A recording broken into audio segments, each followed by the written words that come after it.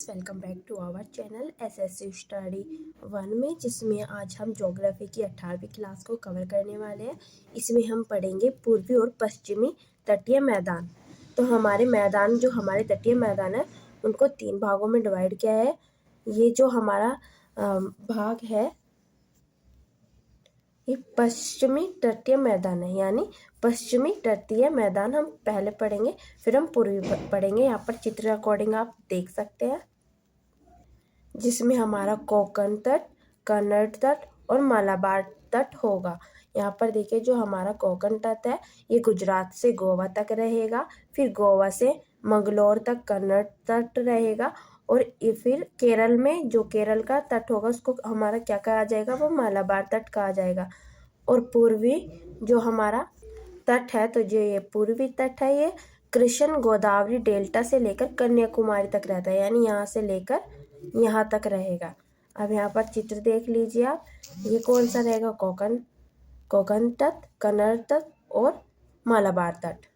अब इसके बारे में हम थोड़ा डीपली पढ़ लेते हैं। पहले हम पूर्वी और पश्चिमी तटीय मैदान के बारे में थोड़ा देखेंगे। यहाँ पर देखिए, आपको अच्छे से दिखाई देगा। अब यहाँ पर देखिए, पश्चिमी मैदान तट और पूर्वी तटीय मैदान। अब जो ये हमारा तटीय मैदान क्षेत्र है, तो ये किन राज्यों में कैसे फैला है, तो ये हमारा 9 राज्यों में और 4 केंद्र शासित प्रदेशों में फैला हुआ है। जो नीचे का गुजरात से नीचे का जितना भी भाग है, यह दक्षिण भारत का हिस्सा है, तो वो हमारा मैदानी तट में आता है। यहाँ पर देखिए, पूर्वी तट है हमारा, वह बहुत चौड़ा है, उभरा हुआ है और डेल्टा बनाती है, यानी उस पर डेल्टा बनता है। यहाँ पर देखिए, जो पश्चिमी तटीय मैदान है वो सक्रिय है, जलगमन यानी डूबा हुआ है, मतलब कुछ तटीय सीमाएं डूबी हुई हैं समुद्री जल से। नदी डेल्टा नहीं बनाती, यानी वहाँ डेल्टा कुछ नहीं बनता। मोस्टली नदी बंगाल की खाड़ी में गिरती है, तो इसलिए डेल्टा बनता है। और यहाँ पे ज़्यादातर नदियाँ इधर अरब सागर की साइड नहीं गिरती है, तो इसीलिए वहाँ पर डेल्टा भी नहीं बनता। यहाँ पर क्याल का निर्माण संभव है, झीलों का निर्माण संभव है। और यहाँ पर देखिए, पूनामाड़ा क्याल रेस होती है ये एक, और इसको वल्लमकाली वोट रेस भी कहा जाता है। ये केरल में मनाई जाती है, और जो भी इस रेस को जीतता है उसको नेहरू ट्रॉफी दी जाती है। अब यहाँ पर देखिए, पोर्ट का विकास आसान, यानी पोर्ट का विकास आसान होता है क्योंकि यहाँ पर बंदरगाह होते हैं। और ये देखिए, ये छठा पॉइंट देखिए, ये मध्यम से में सक्रिय और किनारों पर चौड़े होते हैं, और आकृति कैसी होती है, इनकी डंबल जैसी आकृति होती है। यहाँ पर देखिए, इसका प्रॉपर चित्र दिया गया है आपको। इसमें पूर्वीय तटीय मैदान और पश्चिमी तटीय मैदान दोनों है। इधर पूर्वी तटीय मैदान है और इधर पश्चिमी तटीय मैदान है। अब यहाँ पर अच्छे से देखिए, यहाँ गुजरात है, महाराष्ट्र, यहाँ गोवा है, कर्नाटक, फिर यहाँ केरल और तमिलनाडु, आंध्र प्रदेश, उड़ीसा, वेस्ट बंगाल यानी पश्चिमी बंगाल। अब यहाँ पर देखिए, जो ये गुजरात का ये वाला क्षेत्र है, ये कच्छ का रण है, यानी कच्छ है और कच्छ का रण। और ये जो गुजरात के इधर वाला क्षेत्र है, इसको क्या बोलते हैं, काठियावाड़। यहाँ से यहाँ तक कोंकण, फिर बीच में गोवा से यहाँ पर केरल के मंगलोर तक कौन सा रहेगा, कन्नड़ रहेगा। फिर यहाँ पर ये जो केरल का पूरा तट है, ये क्या कहलाया जाता है, तो ये मालाबार कहलाया जाता है। अब मैंने बताया था यहाँ पर क्या होता है, क्याल। तो क्याल क्या होते हैं, समुद्र के उथले लेगून जो तटीय रेखा पर समांतर होते हैं, यानी यहाँ पर उथले लेगून पाए जाते हैं जो तटीय रेखा के समान होते हैं, और इनको क्याल कहा जाता है। अब यहाँ पर देखिए, इनको मोस्टली जो इंग्लिश में कहते हैं तो बैक वाटर भी कहा जाता है। अब यहाँ पर देखिए, नेहरू ट्रॉफी, मैंने बताया था नेहरू ट्रॉफी के लिए कौन सी होती है, वल्लमकली वोट रेस होती है, जिसको पुनमदा क्याल भी कहा जाता है, क्योंकि ये पुनमदा क्याल तक होती है, और यह केरल में होती है, मालाबार पर। यानी जो वोट रेस होती है मालाबार तट पर होती है, और इसको जीतने वाले को नेहरू ट्रॉफी दी जाती है। तो ये जो हमारा पश्चिमी तटीय मैदान था, इसके बारे में इतना ही है। इनसे रिलेटेड क्वेश्चन बनते हैं। इस मैडम आरुषि मैडम ने जो क्वेश्चन है, प्रैक्टिस क्वेश्चन है, वो पीडीएफ के अकॉर्डिंग दे रखे हैं, तो उसके अकॉर्डिंग मैं आपकी प्रैक्टिस करा दूंगी। यानी उन क्वेश्चन की मैं एक वीडियो लेकर आऊँगी। 2-3 शीट की एक वीडियो में हम कर लेंगे, तो 3 से 4 वीडियो में अच्छे से हमारे रिवीजन हो जाएगा। जितना आज तक कोर्स हो चुका है तो वो भी मैं आपको करा दूंगी। अब यहाँ पर देखिए ये कौन सा है, तो ये हमारा पूर्वी तटीय मैदान क्षेत्र है। यहाँ पर देखिए बंगाल के यहाँ तक की क्या है, तो यह बेंगा है। उड़ीसा के यहाँ से हमारा, ये पता नहीं बीच में कैसा भूकंप आया, कोई बात नहीं। तो मैंने बताया था गोदावरी और कृष्णा नदी से लेकर कन्याकुमारी तक की हमारा कौन सा, तो पूर्वी तटीय मैदान है।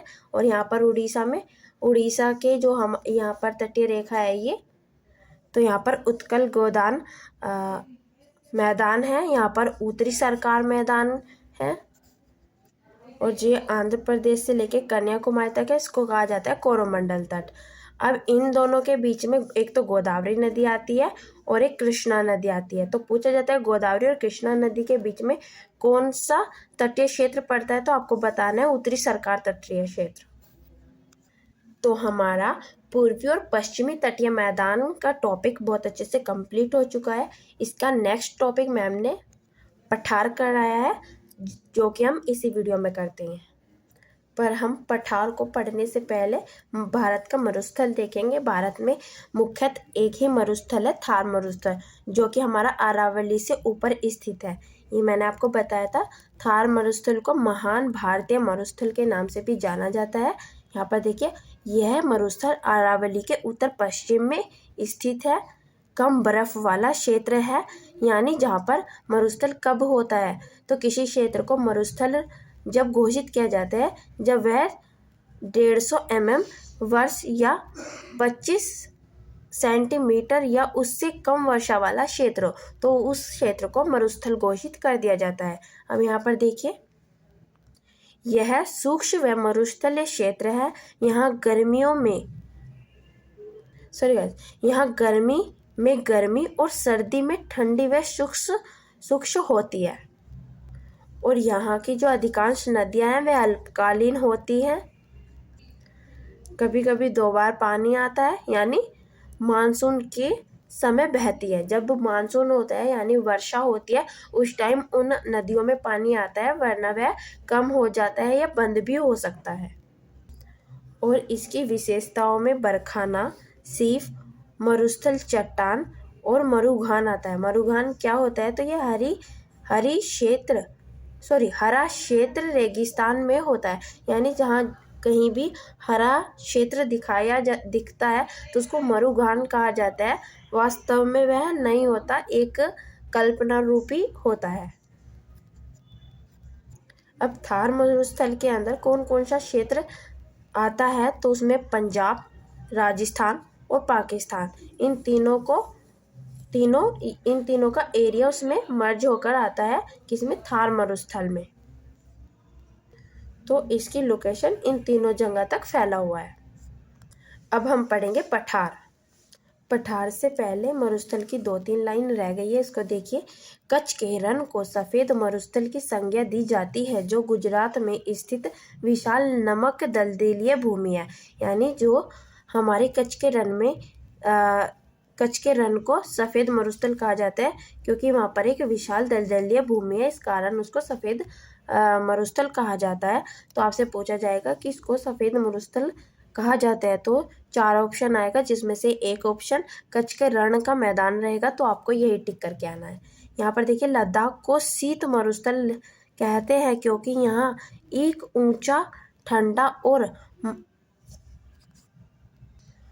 पहाड़ी इलाका है, तो इसीलिए क्योंकि वहाँ पर ऊंचा है, ठंडा है और एक वह पहाड़ी इलाका है, तो शीत मरुस्थल यानी सर्दी से रिलेटेड शीत मरुस्थल कहते हैं। आपको याद करना होगा, लद्दाख को शीत मरुस्थल कहते हैं। ऑप्शन में यही रहेगा, लद्दाख, जम्मू कश्मीर, श्रीनगर। तो आपको ऐसे 3 4 ऑप्शन दे दिए जाएंगे, जिसमें एक ऑप्शन लद्दाख रहेगा, तो आपको लद्दाख को टिक करना है। तो ये आपके मोस्ट इम्पोर्टेंट और रिपीटेड क्वेश्चन है।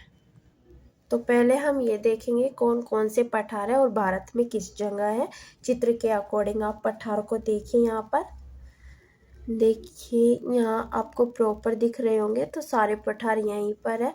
अब आप एक एक करके समझिए। यहाँ पर ये शिलांग का पठार है, फिर यहाँ पर छोटा नागपुर पठार है, यहाँ पर बुंदेलखंड पठार है ये वाला, और ये है बघेलखंड पठार। यहाँ पे मालवा का पठार, और ये यहाँ पर है ये दक्कन का पठार, और यहाँ से नर्मदा नदी निकलती है ना। यहाँ पर दंडकारण्य का पठार है, और इसके बारे में ज़्यादा कुछ नहीं पूछा जाता, बस पूछा जाता है कि ये दंडकारण्य पठार कौन सा है और किन किन राज्यों में फैला है। तो आपको बताना है यह उड़ीसा, छत्तीसगढ़, महाराष्ट्र, अरुणाचल प्रदेश, आंध्र प्रदेश, तेलंगाना, इन 4-5 स्टेटों में यह फैला हुआ है। और यहीं से इंद्रावती नदी है एक, उसका उद्गम होता है, और वह गोदावरी की सहायक नदी है, तो उसका उद्गम भी इसी पठार से होता है। ठीक है, यहाँ पर देखिए तेलंगाना का पठार है, और यहाँ पे ये कौन सा पठार दिया गया है इतना लंबा चौड़ा, तो यह है कर्नाटक का पठार। अब पठार क्या होते हैं वे जानिए। तो पठार को इंग्लिश में टेबल लैंड कहते हैं। पठार की ऊपरी सतह सपाट होती है, यानी ऐसे बिल्कुल प्लान होती है। भारत में 27.7% भूमि भाग पर क्या है पठार है, और वर्ल्ड में 33% भाग पर पठार है। अब यहाँ पर देखिए पठारों की सागर तट से ऊंचाई 600 मीटर है। यहाँ पर एक नोट दिया गया है, इसको देखना बहुत ज़रूरी है। यहाँ पर देखिए सर्दियों में उत्तर पूर्व मानसून के दौरान या मानसून के कारण तमिलनाडु या कोरोमंडल पर वर्षा होती है।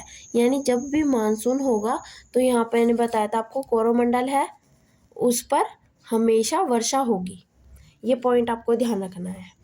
मानसून के दौरान ही होती है, अदरवाइज नहीं होती, सर्दियों में ना कि गर्मियों में। ठीक है, तो अब यहाँ पर हम कौन सा पठार पढ़ेंगे। सबसे पहले छोटा नागपुर पठार पढ़ेंगे। तो यहाँ पर देखिए छोटा नागपुर पठार पूर्वी भारत का हिस्सा, यानी पूर्वी भारत में फैला हुआ है छोटा नागपुर पठार। छोटा नागपुर पठार इस तरीके का है, इसमें यह छोटे छोटे 3 पठारों से मिलकर बना है। अब यहाँ पर देखिए ये वाला पठार, ये पूरा छोटा नागपुर पठार है, और यह 3 पठार, जिसमें एक पठार कौन सा है हजारीबाग पठार, फिर है कोडरम का पठार, और तीसरा है रांची का पठार। इन तीनों पठार से यह मिलकर बना है। बीच में ये ब्लैक को क्या जा रही है, तो ये दामोदर नदी जा रही है। इसकी लंबाई, इसकी सबसे लंबी नदी है, यानी जो हमारा छोटा नागपुर पठार है, इसकी सबसे लंबी नदी कौन सी है, तो दामोदर नदी है। और दामोदर नदी में क्या है, तो कोयले के भंडारण यहीं पर सर्वाधिक है। और रांची पठार के नीचे से कौन सी नदी जा रही है, तो स्वर्ण रेखा नदी बहती है रांची पठार के नीचे से। चित्र में आपको बहुत अच्छे से दिख रहा होगा। अब यहाँ पर देखिए CNP यानी छोटा नागपुर पठार भारत का खनिज हृदय स्थल कहा जाता है। इसमें आपको क्या क्या मिलेगा, तो लोहा, अयस्क कोयला, उभरक और बॉक्साइट पाया जाता है। कहाँ पर, छोटे नागपुर पठार पर। अब यहाँ पर देखिए झारखंड के हजारीबाग में उर्वरक सर्वाधिक मिलता है, यानी जो हमारा हजारीबाग पठार है उसमें ये जो हमारा खनिज है ये सबसे ज़्यादा मिलता है। अब यहाँ पर देखिए CNP यानी छोटा नागपुर पठार में क्या नहीं पाया जाता, तो सोना नहीं पाया जाता। ये क्वेश्चन 3 से 4 बार आ चुका है, अब भी आने की संभावना है, तो इसको याद रखिएगा। छोटे नागपुर पठार में क्या नहीं पाया जाता, सोना। अब यहाँ पर देखिए छोटा नागपुर पठार किन राज्यों में फैला है, तो झारखंड, छत्तीसगढ़, उड़ीसा और पश्चिमी बंगाल तक यह फैला हुआ है। भारत का रूर प्रदेश के नाम से जाना जाता है। जर्मनी में खनिजों के लिए प्रसिद्ध है। कौन? छोटा नागपुर पठार। इसमें 3 पहाड़ियाँ हैं। आप पहाड़ियाँ या पठार जो मैंने बताई आपको, रांची पठार, हजारीबाग पठार और कोडरमा पठार। और यहाँ पर देखिए हाईएस्ट पीक यानी छोटा नागपुर पठार की सबसे ऊंची चोटी कौन सी है? पारसनाथ चोटी है। यह 1365 मीटर ऊंची है। यहाँ पर देखिए इसकी सुंदर प्राकृतिक जलवायु घने जंगल के कारण छोटे नागपुर पठार की रानी के नाम से भी जाना जाता है। यानी छोटे नागपुर पठार को छोटे नागपुर की रानी के रूप में भी जाना जाता है क्योंकि इसकी खूबसूरती बहुत सुंदर है। अब यहाँ पर देखिए झारखंड में राजमहल की पहाड़ियाँ गारो घासी और जयंतिया इसी के अंतर्गत आती है। इनकी उच्चतम चोटी पारसनाथ पहाड़ी है जो मैंने आपको अभी बताई है। कहाँ स्थित है? झारखंड में स्थित है। 1365 मीटर इसकी ऊंचाई है। भ्रश घाटी इसमें कौन सी है? तो दामोदर नदी बहती है। भ्रश घाटी से दामोदर नदी निकलती है जो कि आपको चित्र में भी दिख रही होगी। यहाँ से देखिए दामोदर नदी निकल रही है तो यह यहाँ की भ्रश घाटी से निकलती है। यहाँ पर देखिए जादूगुड़ा यानी जादूगुड़ा की खान कहाँ पर? मतलब जादूगुड़ा की खान किसके लिए प्रसिद्ध है? तो यूरेनियम खनन के लिए प्रसिद्ध है। तो हमारा छोटे नागपुर पठार रिलेटेड पॉइंट ज़्यादा हैं तो ये कवर हो चुके हैं। अब हम नेक्स्ट देखते हैं। बाकी सब बहुत छोटे रहेंगे। इम्पोर्टेंट जो था तो वह छोटा नागपुर पठार है। इसको बहुत अच्छे से पढ़िएगा आप। अब सेकंड देखिए बघेलखंड का पठार। यह कहाँ तक विस्तृत है? तो इसकी सीमा यूपी एमपी के सीमा पर स्थित है। बघेलखंड का पठार और मालवा पठार के उत्तर पूर्व में स्थित है। यह बस इसके बारे में यही है। बाकी नेक्स्ट देखते हैं तीसरा पठार। अब यहाँ पर देखिए शिलांग पठार। यह यानी इसके अंतर्गत गारो खासी जनजातियाँ पहाड़ियाँ आती है। यानी जयंतिया यानी गारो खासी जयंतिया इसके अंतर्गत ये तीनों पहाड़ियाँ आती है। यह पर्याय द्वीप भारत का भाग है और इसमें मेघालय यानी जो हमारा मेघालय है कार्बिन एंग्लो का पठार का भाग है और शिलांग भी हमारा कार्बिन एंग्लो का पठार का भाग है। ये दोनों इसके भाग हैं। ये जो हमारा शिलांग पठार है यह मेघालय पठार से मिलकर दोनों एक साथ मिलते हैं और ये पर्याय द्वीप भारत का हिस्सा बन जाते हैं। अब देखिए बुंदेलखंड का पठार। यह उत्तर प्रदेश और मध्य प्रदेश में फैला हुआ है। बुंदेलखंड उत्तर प्रदेश के जनपद चित्रकूट, झांसी, जालौन, हरीमपुर और मध्य प्रदेश में फैला हुआ है। इसकी ऊंचाई 300 से 600 मीटर ऊंची है। और यहाँ पर देखिए पठार उत्तर प्रदेश और एमपी जनपद की रीवा, सतना, सीधी में फैला हुआ है ये क्षेत्र है। और ये कहाँ आते हैं? तो बुंदेलखंड में ये क्षेत्र मिलते हैं। यहाँ पर देखिए यह मालवा पठार के उत्तर पूर्व में स्थित है। कौन? बुंदेलखंड पठार। अब यहाँ पर देखिए जो हमारे मध्य उच्च भूमि यानी मध्य उच्च भूमि में शामिल है पठार वे कौन कौन से? मालवा पठार, बुंदेलखंड पठार, बघेलखंड पठार और छोटा नागपुर पठार। ये तीनों हमने पढ़ लिया है। हमें ये वाला पढ़ना है। यहाँ पर देखिए मालवा पठार यह गुजरात, राजस्थान और मध्य प्रदेश तक फैला हुआ है। इससे 2-3-4 नदियाँ निकलती है, चंबल, सिंध, बेतवा और केन। इस मालवा पठार से ही ये नदियाँ बहती हैं। यहाँ पर देखिए और यह जो हमारा पठार है यह बैसालिक चट्टानों का बना हुआ है यानी लावे का बना हुआ है और यह काली मिट्टी के मुख से ढका हुआ है यानी काली मिट्टी से ढका हुआ है। यहाँ पर देखिए अरावली व विंध्याचल पर्वत के बीच में स्थित है। कौन? मालवा का पठार। ये मोस्ट रिपीटेड क्वेश्चन है। इस पर स्टार लगा लो। इसको बहुत अच्छे से याद करना है आपको कि अरावली व विंध्याचल पर्वत के बीच कौन सा पठार देखने के लिए मिलता है? तो आप बोलेंगे मालवा पठार। अब हमारा सबसे इम्पोर्टेंट दक्कन का पठार पढ़ेंगे, इसके बाद हमारा ये टॉपिक कंप्लीट हो जाएगा। यहाँ पर देखिए दक्कन का पठार यह है नर्मदा नदी के दक्षिण में स्थित त्रिकोणीय भूभाग का है, यानी यह इस तरीके से त्रिकोणीय भूभाग में है दक्कन का पठार। यहाँ पर देखिए ये है हमारा दक्कन का पठार, है ना, ऐसे।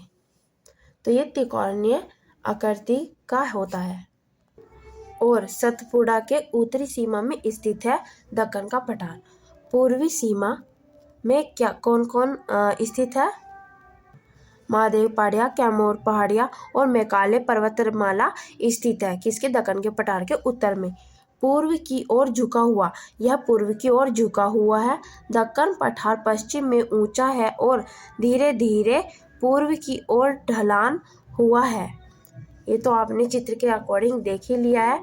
अब यहाँ पर देखिए इस पठार का विस्तार उत्तर पूर्व में भी है। उड़ीसा, छत्तीसगढ़, आंध्र प्रदेश, तेलंगाना और महाराष्ट्र। सॉरी गाइज, ये इसके अंतर्गत नहीं आएंगे, इसका विस्तार यहाँ तक नहीं है।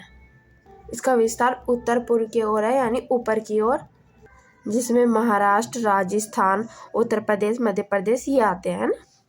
यहाँ पर देखिए मेघालय पठार, जिसमें हमें गारो खासी जयंतिया पहाड़ियाँ देखने के मिलती है और बारकी आंगलोंग पहाड़ जो कि असम में स्थित है। तो पठार और उत्तरी कछान पहाड़ियाँ के रूप में जाना जाता है, यानी जो हमारा दक्कन का पठार है वह पूरे दक्कन के जितने भी पठार स्थित हैं इस तरीके से लेकर उन सबको मिलाकर दक्कन का पठार बनता है। जैसे कि तेलंगाना का पठार, कर्नाटक का पठार, शिलांग का पठार, महाराष्ट्र का, मेघालय का पठार, तो ये सब मिक्स करने के बाद क्या बनता है? दक्कन का पठार बनता है।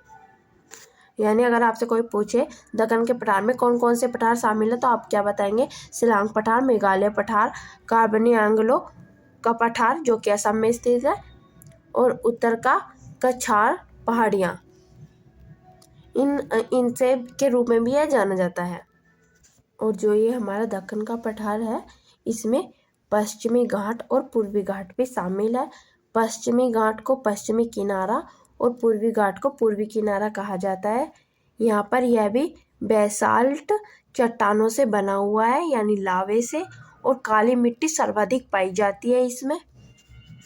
और दोस्तों देखिए यहाँ पर इसमें गारो खासी, जयंतिया, मिकीर और रेंगमा ये सारी पहाड़ियाँ में देखने को मिलती है, जिसमें चेरापूंजी और